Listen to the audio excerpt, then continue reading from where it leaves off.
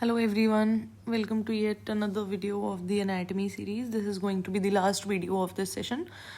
So I had thought of recording just 5 videos for the anatomy session. So here we are. This is the 5th video. After this, from tomorrow onwards, I think I'll be starting with physiology. I've not yet thought about it. I haven't yet decided about it, but yeah, I think that I'll be starting with physiology, 5 videos there also, and so on and so forth for all the subjects. I'm not sure how much I'll be able to go through this, how much people are going to benefit from this series. My actual aim was to be able to teach everyone, right? But let's see how I get the response. I'm not really sure about it, and my only way of staying motivated is through the comments and the replies that I get from the YouTube and from Instagram also. So I think, this is the last lecture for anatomy. We'll only be completing like 5 slides today, just 5 topics, very small video. Later on, we'll be able to do more as we progress. If there's enough interest, I might be able to, record even more videos. But as of now, it's too early to say, right? So yeah, let's start with pancreas. So pancreas is a retroperitoneal organ except the tail. Tail is a intraperitoneal organ. Okay, all right. So now let's talk about the pancreas. It is both an exo as well as an endocrine organ. Exo is the hormones, endo is the digestive enzymes, right? We know that. Then we were talking about the parts of pancreas. It looks like this.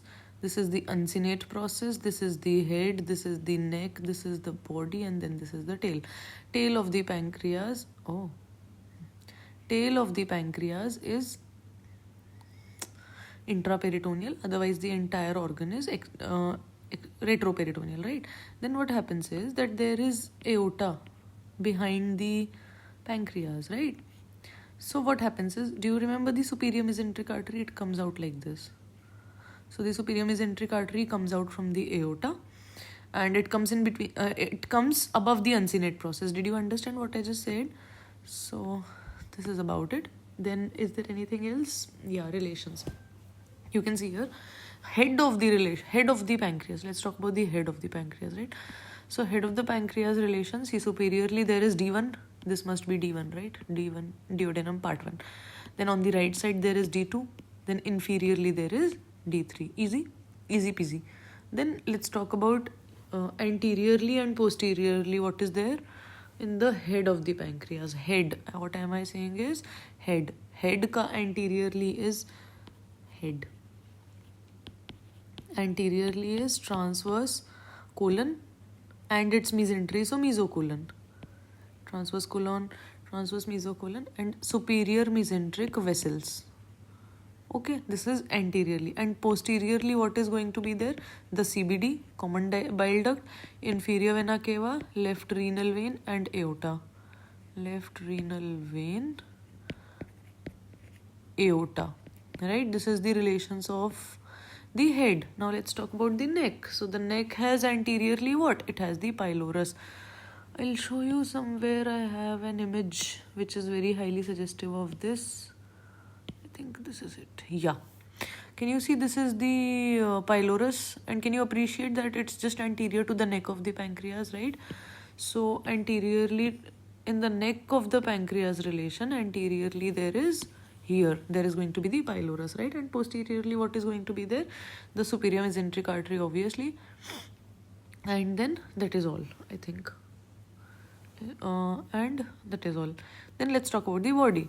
So anterior to the body of the pancreas, what is going to be there? The stomach and the lesser sac. See again in that diagram, you'll be able to appreciate. See, this is the body of the pancreas. If you can, kind of appreciate the body.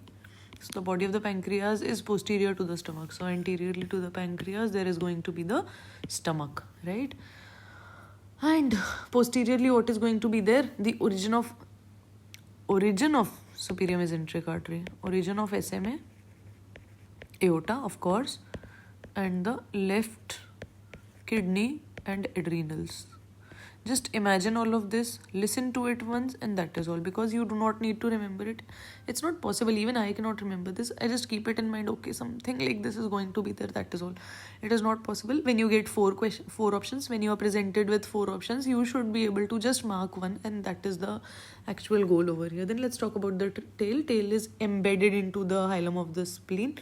So near the splenic artery and splenic vein. So not much about it. Then what are we talking about? Yeah, we have many cells in pancreas, right? This is the embryology. Okay, I'll write here only. So cells in pancreas, there are alpha cells which secretes glucagon, right? Then there are beta cells which secretes insulin. Then there are delta cells which secretes somatostatin. I hope you just caught how I made it a mnemonic. So the delta cells secrete the somatostatin, and then there are the F cells which secretes pancreatic polypeptide. See, this is it. These are the four types of cells in the endocrine pancreas, and these are in the islets. So what we know, the islets of Langerhans, this is what we are talking about. Okay. Then the exocrine gland is also there. I mean the exocrine part, which is known as the acinus or the acini, that secretes the digestive enzymes, right? So this is about it. Then let's talk about the pancreas embryology. So when there is the duodenum, near the duodenum, there are two pancreatic buds which are formed. Out of the two pancreatic buds, one becomes the dorsal bud, other one becomes the ventral pancreatic bud, right? Can you see that this is the dorsal pancreatic bud, this one is the ventral pancreatic bud. Now what happens is that it rotates anti-clockwise, and when it rotates anti-clockwise, both of them come together. See, one was like this, other one was like this, but then it came and then it stuck, it got joined, right? So when it gets joined, what happens is that dorsal is larger. You can see it is very easily appreciable. The dorsal bud is larger and the ventral bud is smaller. But what happens is duct of the ventral bud is larger and duct of the dorsal bud is smaller. Did you understand what I just said? The bud is small, but its duct is going to be large. So when these two join, what happens is the main pancreatic duct is formed by the ventral bud. Did you understand what I just said? The smaller bud forms the duct. Now what happens is, if they do not join, or even if they join, and if the main duct function is not taken over by the ventral bud, what will happen? The dorsal bud duct will take the enzymes, no problem. It is going to take enzymes. Then what is going to happen? The problem is that the duct is small. Naturally, the dorsal pancreatic bud is large, but its duct is small. So what happens is it is unable to carry so much of secretions from the pancreas, which leads to idiopathic pancreatitis. Did you understand what I just said? This is idiopathic pancreatitis. This was one pathology. Second pathology, what happens if these two do not merge at all? If they do not merge at all, then what we call it? We call it pancreas divisum. Divisum means they are still divided into two parts. This is known as pancreas divisum. Then third one is known as annular pancreas. What happens is that there has to be an anti-clockwise rotation. But what happens if there is a clockwise rotation? So one bud will be here and the other bud will come from the other side and it will join. So what happens? The duodenum is trapped in between and the pancreas looks something like this. See, I'll try to make it. Let's see how much are you able to appreciate the duodenum? This is D1, this is D2, this is D3, right? What happens is the pancreas looks like this, normal, but over here it comes encircling the duodenum. Did you realize what I just said? So what happens is sometimes it may cause obstruction of the second part of the duodenum. So it can cause GOO, gastric outlet obstruction sometimes. Sometimes it, so what do? We kind of encore it. We try to, coring of pancreas we call it. So we try to remove it. Most of the times we try not to touch the pancreas. We try not to manage surgically. any case of pancreas. But when it becomes symptomatic, or if it is very very problematic for the patient, it is leading to recurrent pancreatitis, then we might be doing this. So this was all about it. It was a large topic. Let's talk about the pelvic ligaments. See this one photo and this is all about it, right? So let's talk about the pelvic stability ligaments. So sacroiliac joint. Can you see the sacroiliac joint? This is the sacrum, this is the ilium. So the sacroiliac joint is the most dependent part, where it is almost the most stable part is this one, right? This is the sacrotuberous ligament. Can you see the sacrotuberous ligament? This one. Are you able to follow through the sacrotuberous ligament? It goes from the sacrum to the tubercle, right? So pubic tubercle. So this is it. Then the second is sacrospinous ligament. Can you see the sacrospinous ligament? This one, spine, ischial spine. Up till the ischial spine this goes. This is known as the sacrospinous ligament. Then third one is the iliolumbar ligament. Can you see from the ilium? This is the iliac crest, right? So ilium to the lumbar spine, LS spine, right? So lumbosacral spine. So lumbar, this is known as the iliolumbar ligaments. And then the fourth one is the sacroiliac ligaments. Sacroiliac ligaments are ones which forms the sacroiliac joint. It is divided into two parts, anterior sacroiliac ligament and posterior. In this photo you can only see the anterior sacroiliac ligament, this one, right? I hope it was easy for you to understand. Then see, then there are ligaments which are responsible for this thing, the lumbar stability. Lumbar stability is by anterior longitudinal ligament, intertransverse ligament. These two are responsible for the lumbar vertebra stability. It is throughout the vertebral column. Okay.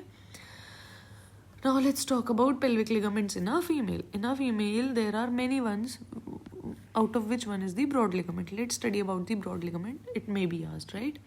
This is the last topic, I think.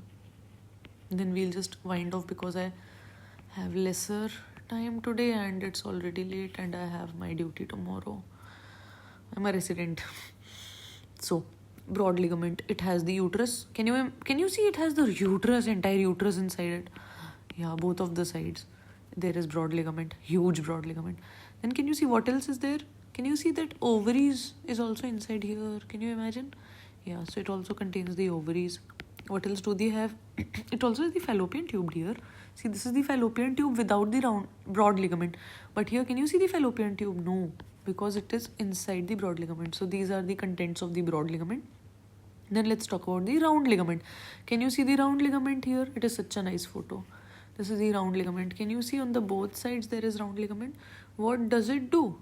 It attaches, let me write, round ligament. Round ligament attaches uterine fundus to labia majora. Did you understand? So it attaches the uterine fundus to the labia majora. This is how it is. Then next is cardinal ligament. Can you see the cardinal ligament anywhere? This one, see. Is it visible? What does it do? It is attaching. Can you see this is the cervix, right? So it is going to attach the cervix to what? Here is the pelvic wall. So the cardinal ligament is going to attach cervix to lateral pelvic wall. Easy? Not so difficult, I think. Then suspensory ligament of the ovary. This is the suspensory ligament of the ovary. What does it do? It is attaching ovary to the lateral pelvic wall. Ovary to lateral pelvic wall. Easy. Very easy. This is all about it. Ovarian ligament you can see here. Ovarian ligament is attaching ovary to uterus.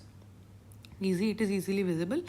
Anything else? Uterosacral ligament, of course. This is the uterosacral ligament. It is attaching uterus to the sacrum. Okay. So cervix or the posterior vaginal wall or the uterus, whatever is written in the options, all of them is correct. So it attaches it to the sacrum. Okay. Dome of the sacrum. All of these contain nothing. Okay. Broad ligament has ovaries, fallopian tube and everything else. Round ligament doesn't have anything. Cardinal ligament has uterine vessels. Where is the cardinal? This one has the uterine vessels and that is all. Okay. So yeah, this is all for today. If please let me know in the comments if you find the series good, if you find this series useful, if you would like to see more of such videos, then I will be motivated enough. My only source of motivation is through your comments and your messages and your responses. Do share it in your group. Do share it with someone who is planning to take emergency. Do share it with people who are looking to upgrade in life, right? See, MRCM exam is not an not a compulsory exam. Not everybody attempts it. So if you already reached to this video, like the 5th part of the anatomy video, right? So I think that you are serious enough for your life, for your academics, and you are looking for constant betterment of yourself. So if you have like-minded people just like us, then please share it with all of your friends, and I would truly be grateful if you could drop comments and let me know what else could be improved in the series. If you could give me more ideas. I've also thought of starting a new playlist by the name of Target Tintinalis. So Tintinalis is that standard textbook of emergency medicine. So I have thought of weekly one chapter according to the DNB exam, DNB theory and practical exam, to prepare it once and then just post it. But I need motivation, and it's not easy to just teach in a closed room without anyone just looking at the screen. So yeah, I need a lot of support to be able to get going, and I'm looking forward to it. So yeah, that is all for today. See you tomorrow. What's in for tomorrow will be known tomorrow, because tomorrow I have morning duty. So after I come back home, I'll be able to decide better. I'll be able to give time to thinking what to record next. As of now, this was it. So yeah, see you tomorrow, everyone. Goodbye. That is all for today.